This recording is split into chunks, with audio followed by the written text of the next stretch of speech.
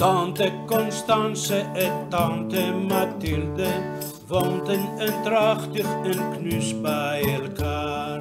Een was haardoren, de andere brilde. In doorsnee waren zij 70 jaar. In Overveen hadden wij dagen bij. En niet meer zo koket als voorheen, maar nog altijd flink erbij. Terwijl de kater sliep en de pendule liep en de kanarie sprak tjip, tjip, tjip, tjip. Tante Constance en tante Mathilde erfden de kleuren van tante Helene, waardoor ineens hun echtheid verkielde, want van elk soort japon was er maar één. Er werd getwist en na provocaties gevist en er werden dingen vermist waar de ander meer van wist. Terwijl de kater sliep en de pendule liep en de kanarie sprak tjip, tjip, tjip, tjip.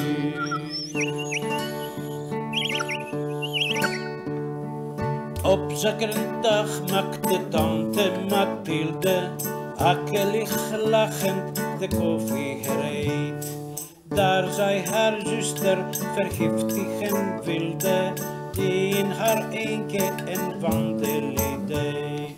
Met terpentijn en een stukje rattenvenijn en gesloten keukengordijn moest het wel uitvoerbaar zijn. Terwijl de kater sliep en de pendule liep en de kanarie sprak tjip, tjip, tjip, tjip. Toen in de koffie tot stand was gekomen, wou zij eens proeven en nam zij een slok. Zij had de juiste doserie genomen, tante Mathilde wil niet als een blok. Sedert die tijd droeg Constance in eenzaamheid de japonnen die tot haar spijt tot een drama hadden geleid. Terwijl de kater sliep en de